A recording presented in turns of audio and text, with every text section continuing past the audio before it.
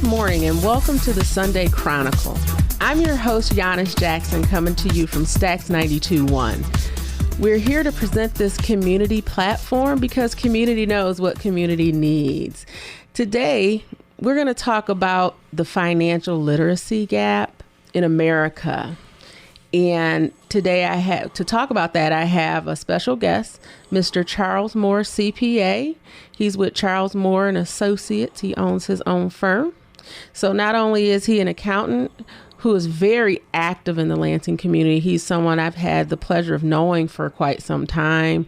And he's very active politically and donates his time to several causes throughout the community.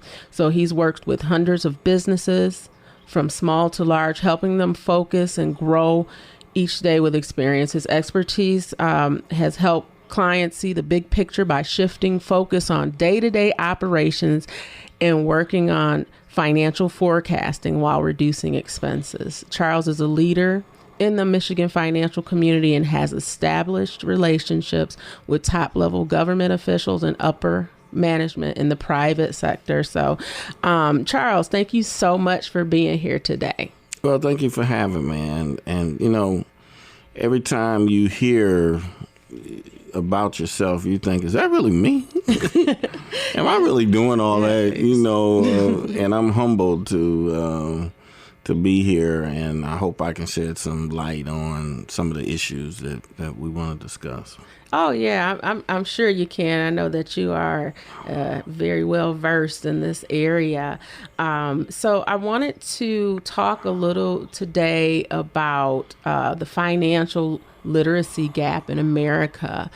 I know that this is an area that's very important as establishing a basic foundation here, you know, in the community, within the entire nation. And I know just by experience, if not being financially sound or literate can really affect every area of one's life. So tell me a little bit about what piqued your interest in accounting and financial literacy.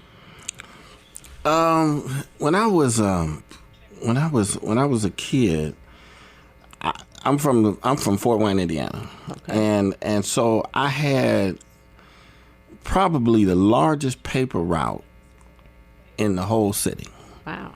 You know, back in the day, I think I was in the 7th or 8th grade. I was, and I had enough where I had two people that worked for me, you know. And one time the money came up a little short. And I thought, man, if I was an accountant or if I was always really good with numbers. So that really piqued my interest. And then when I was in high school, our basketball coach, Terry Flynn, he taught typing, but his suite mate was Mr. Yancey, and Mr. Yancey taught accounting. And since I was the point guard and the quarterback of the team, I spent a lot of time up there. And actually, Mr. Flynn was my homeroom teacher, and I get a chance to talk to him and Mr. Yancey. And Mr. Yancey said, if you want to have a job and a career, accounting is it. He said, because they're always going to need a scorekeeper. And I thought, wow, that sounds good. And I'm good at accounting. I'm good at math. Let's try this, right? You know, those two experiences led me to finance. And then in college, I had a professor, Miss L'Espinazi. She probably pushed me over the edge because I was really a decent student. And then one time I got like a 92.4. And a 93 would have been like an A minus. Mm-hmm. Or an A or something like that, whatever the score was. And she gave me the lower grade because usually if you there, they just round you up, right? And she said, well, you don't deserve to be rounded up. And I said, why? She said, you come to class on time. You know, everybody else is here early. You know, you're not doing the extra, blah, blah, blah, right? I thought, wow, okay. So then when I was studying for the CPA exam, I called and I said, hey, you know, I didn't pass the first time. She said, well, Charles, I told you, hey, you can't do this. You know, you just can't do this. Why don't you go into management? So, you know, I knuckled down, and then the day I passed, the first person I called was her. And she said, I said, you know what happened? She said, you passed. I said, well, how do you know? She said, well, you're the easiest student I ever had. All I had to do was tell you couldn't do it. I mean, and I really didn't have to work hard. All I had to say is you couldn't do it, and you were always determined. So I knew you could, but all I had to do was just say you couldn't, right? Those words, and so I take that when we talk about financial literacy. I think we just go back to education, right? That everybody learns different. Now we have more of a herding mentality for it's like one size fits all. Yes. Yeah. And poor kids learn different than middle class and rich kids. What is that causes that disparity? Is it do you think it's just the income or? Well, I think especially with applied sciences like accounting, science, and that, you have to do the work every day. Yeah. Because if you miss today, you can never do tomorrow or the next day, because they build on each other. Right? So if you miss chapter 1, you can never do chapter 8.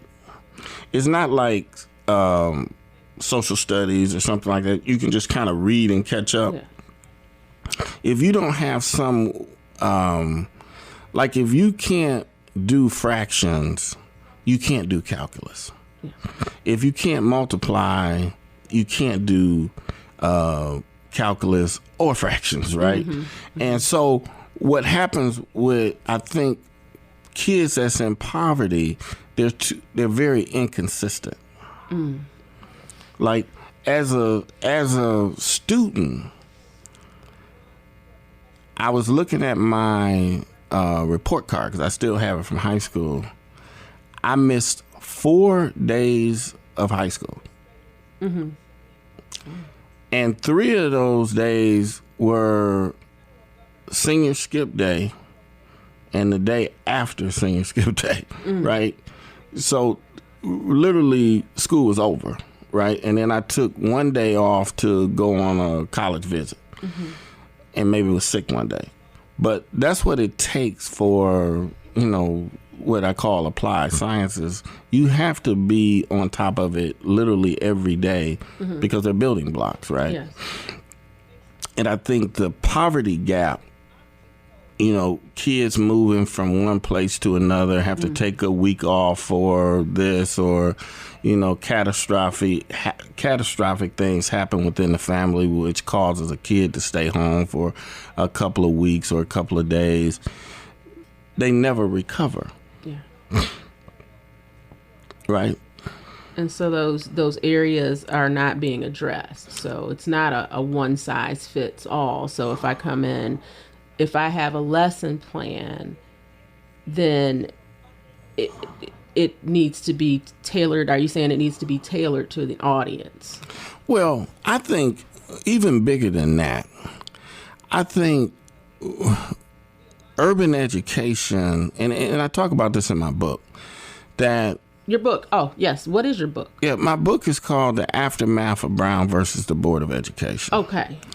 And so one of my primary focus in our practice is education, right? So we've been doing it for 20-some years. You know, we're in the process of doing more diversification, but we know we have somewhat a niche. So I get to see it from a different perspective, right? And what I see is that schools that have a professional staff where 65-70% of those kids actually their kid of the professional staff, their kids actually attend that district, you have good schools. Yeah. When you have less than 20-25%, you got bad schools. Mm-hmm. Because if you're at a school and you're teaching and it's not good enough for your children, yeah, right? If it's, you can't sell something that you won't buy yourself. Right. So that's why General Motors gives all the executives company cars, right? So people will see them in a General Motors car. Right. Because if the president of General Motors was driving a Toyota, that sends a bad message, right? So if you're the principal or you the superintendent and your kids, we had situations where board members of urban schools, kids go to a private school. That's what I was going to ask you about. Yeah, I recall there was a time that happened. I mean, what did you say to yourself when you found out that these board members of this? And then if you look, there was a thing in and I'm saying this because people can Google this. Yes. But they sent 12 people to prison, 12 or 15 people to prison because they stole money. Mm-hmm. And they were all principals in the Detroit public schools, right? Mm-hmm. And they stole money based on some supplies or something like that, right?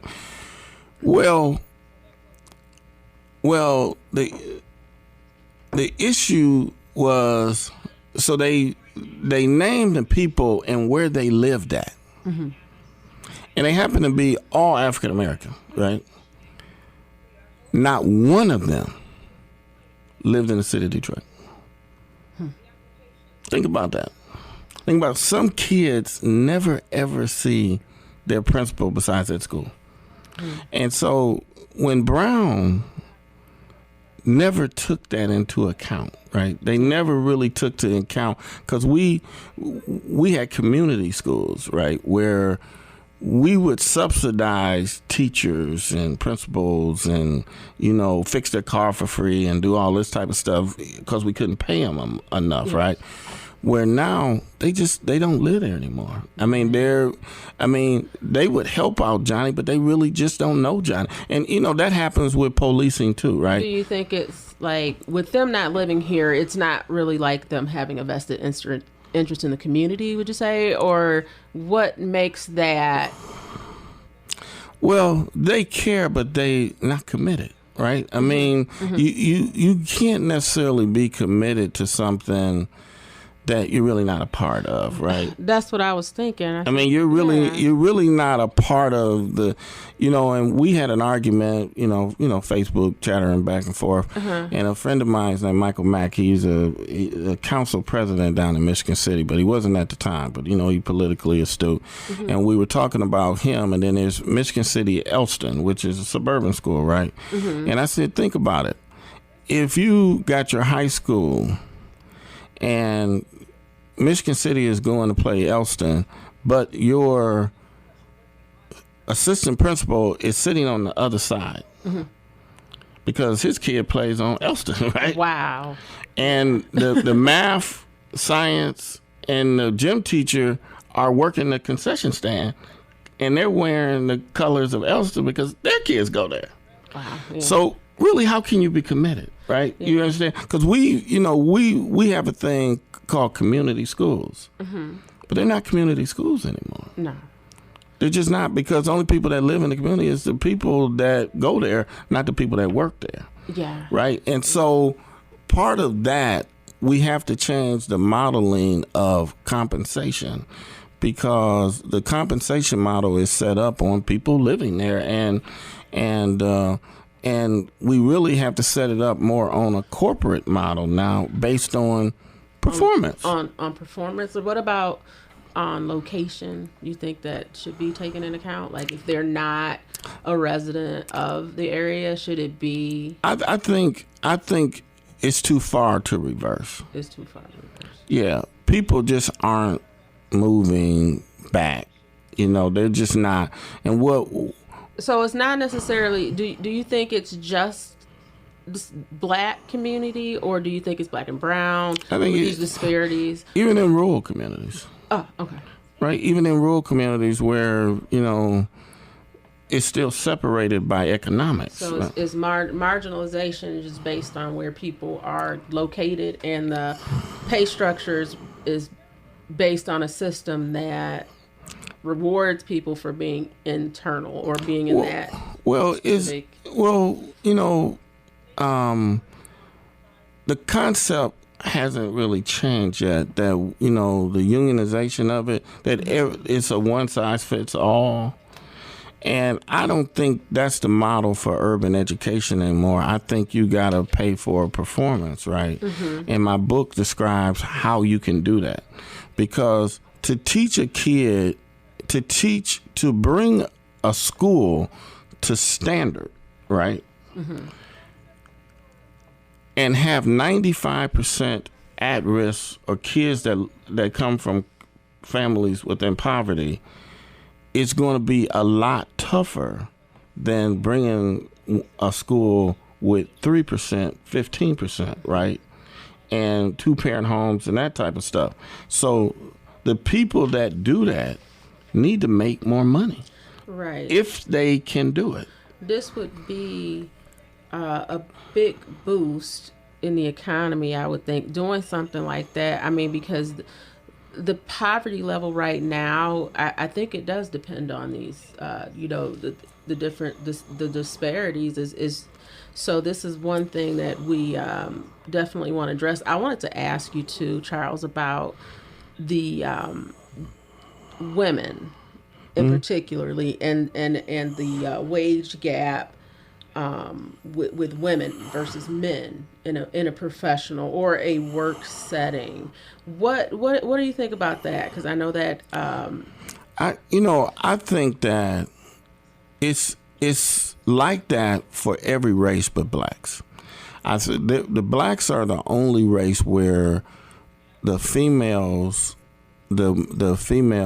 out earn the males. Every other race there is no other race like that. I mean, in the black community, women are graduating from college 7 to 1. Mm-hmm. And in the impoverished neighborhoods, all the money flows, through social services, through friend of the court, through females. Mm-hmm. And in fact, on a political stance,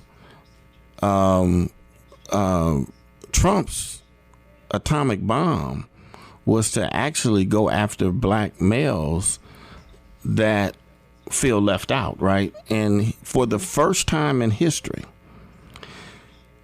with the unemployment and what they call the gig workers, that was people that was hustlers or whatever, that was the first time the government really gave black men and Hispanic men money directly. Yeah. I mean, that was the first time in history. And if you remember, Nancy Pelosi would not let them have another stimulus package. The only thing that Trump miscalculated was just how fast they would spend the money. So by the election, they were already broke. So they were angry again and back to the other side. Mm-hmm. But if he could have got another stimulus package, it might have been a different race, because, but in the majority community, that's true, Well, do you think that's just something that changed recently? And I don't know, I don't have a bunch of information in front of me, but I did do a little research, and this is based on data collected from the Shriver Center on Poverty Law. And it says that despite progress towards gender equity over the past several decades, women are far more likely to experience poverty than men. In fact, women are 30% more likely to live in poverty than men, and that's 16.3 million women in the United States, or more than 1 in 8. And women of color experience poverty at much higher rates than white women. So I don't know if that's that's a little bit different than what you were saying, maybe because this might be some older research, but is that... Yeah, but the population is different. So when we take that's saying all, right? They're taking all the data, all the men. And, white men outpace everybody else by a substantial margin, right? Yes. So they make up for that. But if you just take black men, just black men, okay. You segregate them out. In fact, if you just take a look at, step back a little, and you look at positions of power, there's very few black men in positions of power anymore. If you just look back, all around the city, it's pretty much all women now. 75-80% of it now. Yes. And if it's a black person in that role, is women, because they're graduating more, they're better educated, they're earning more. Yes. Now, in the white community, with diversity, white women have done secondly best, right? Okay. They have moved up substantially, yes. but the gap was so far, right? So white women, although they still underpaced white men and some black men, yes. they've moved, right? They've had more opportunities now than ever, right? That's a big demographic there, and that's why right now the number of single parent homes, right? And the other thing is, what people don't understand is that the face of poverty in America is black people. So when you see the welfare line and you see all that, there's always an image of a bunch of black people standing around, right? Yes. But the reality of it is, white America almost doubles the amount of blacks that's impoverished. Because it's just more, right? Well, yeah. Just by the sheer number. By the numbers. Okay. By the numbers. And that is the group of people, that 30% in the fringe. So we have to look a little deeper than absolutely. Just this. Yeah, okay. Yeah, so. Absolutely. Because, we use visualization, right? Yes. And society has pegged poverty with, and that's what drives Trump, right? Yeah. And I just wanted to, I'm sorry to cut you off. I just want to check in really quick and remind everyone that you are listening to the Sunday Chronicle coming from Stacks 92.1.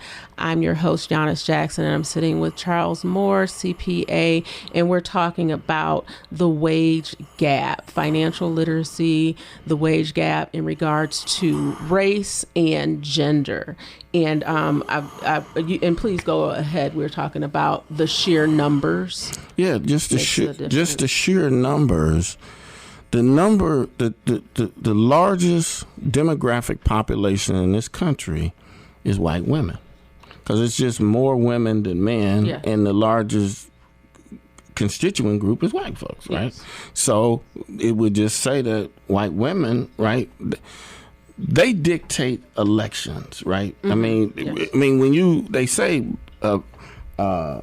you need blacks, but it is the temperature of white women that really dictate, because they're the majority, and they vote heavy, right? Yes. And so their wages have creeped up to the level of black men. See, what people don't understand, back in the day, women were black and white were suppressed, right? Yes. It wasn't limited to just black women. Men ruled the roost, right? Yeah. Men ruled the roost, black and white, and they just kind of, they fought amongst each other. Mm-hmm. But as they say down south, the women folk were in the background, right? Mm. And so as equality came and African Americans fought for equality,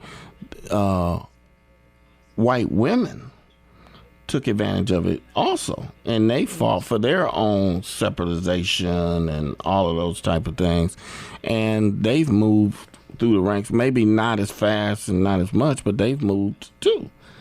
So Charles, our time is growing near. Mm-hmm. So what would you like to leave the community with? The community of Lansing, something that you want to say, or just leave an impression on the audience that is listening to you today?